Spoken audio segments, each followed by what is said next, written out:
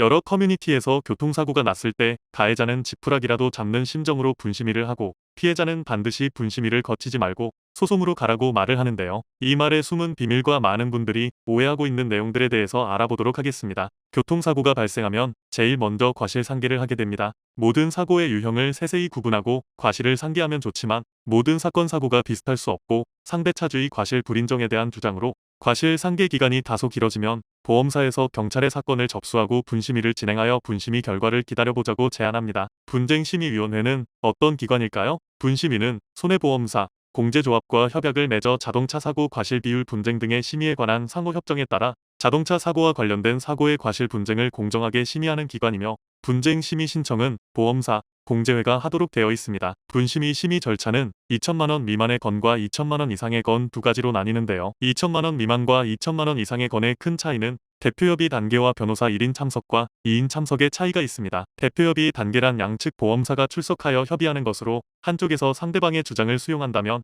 이 단계에서 합의가 이루어지는데 이 과정에서 합의가 성사되는 경우는 극히 드뭅니다. 대표협의 단계를 거친 후 1차 심의 단계부터 분쟁 심의를 하게 됩니다. 실제로 사건을 보는 시간은 몇 분에 불과하고 여러 건을 연속해서 진행하다 보니 하나의 사건을 자세히 들여다볼 시간적 여유가 없습니다. 1차 심의 결과에 이의가 있다면 2차 심의 단계인 재심의 단계를 거칠 수 있습니다. 1차 심의와 차이점은 변호사 4인이 참석하여 사건을 봄으로 1차 심의보다 더 많은 의견이 나올 수 있으나 그 결과는 우리가 생각했었던 것처럼 만족할 만한 결과가 아닐 수 있고 생각에 못 미칠 때가 많으며 1차 심의와 2차 심의의 이의 신청 기간은 결정일로부터 14일로 합니다. 또한 가해자와 피해자가 동일한 보험사에 가입되어 있을 때는 양측 운전자가 분심위를 진행하지 않음에 동의하더라도 소송은 불가합니다. 가해자 또는 피해자가 동일한 보험회사에 가입하여 있을 때의 소송을 원하신다면 보험사를 통한 소송이 아니라 피해자 본인이 직접 소송을 진행해야 합니다. 그렇다면 분심위를 거치지 않고 소송하는 방법은 어떤 경우에 가능한 걸까요? 많은 분들이 헷갈려하는 부분이므로 분심위를 거치지 않고 소송하기에 대해 몇 가지 케이스로 예시를 들어보겠습니다.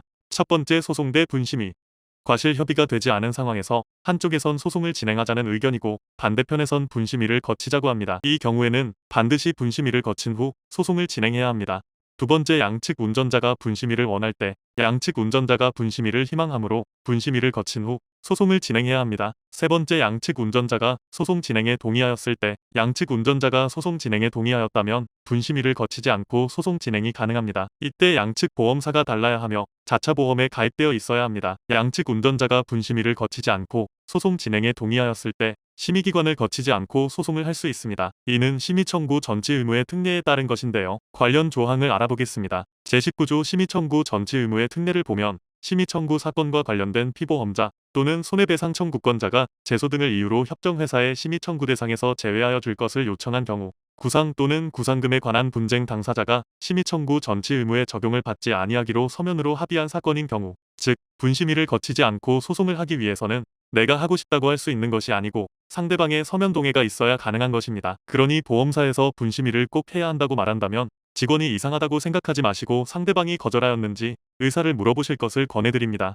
그렇다면 분심위 결과가 1심에 어떤 영향을 미칠까요? 분심위를 거친 후 소송을 진행하면 1심에도 영향을 끼친다는 이야기를 많이 하는데요. 우선 분심위의 결과가 워낙 케이스 바이 케이스이고 누가 봐도 100대 0인 사건을 80대 20, 85대 15, 95대 5 등으로 결정하는 경우가 있습니다. 분심위의 결과가 민사소송 1심에 반영되는 것은 분심위의 결정을 수용하는 판사도 있으므로 보험사를 통해 소송을 진행하게 된다면 반드시 보조 참가 신청을 하실 것을 권해드리는 것입니다. 보조 참가 신청을 하는 이유는 보험사에서 판결에 불복하여 항소심을 진행해주면 좋지만 그렇지 못할 때가 더 많은데요. 보험사가 항소심은 실익이 없어 진행하지 않는다고 결정하였을 때 운전자가 보조 참가인으로 항소심 신청을 할 수 있습니다. 즉, 보험사가 항소를 해주지 않겠다고 하더라도 보조 참가인이 항소를 신청할 수 있습니다. 분심위보단 소송을 권해드리며 부득이하게 분심위 진행 후 소송을 하게 되더라도 보조 참가인으로 참여하겠다는 의사를 보험사에 알린 후 보조 참가 신청서를 제출하시면 됩니다. 분심위 없이 소송하기에 대하여 자세히 알아보았는데요.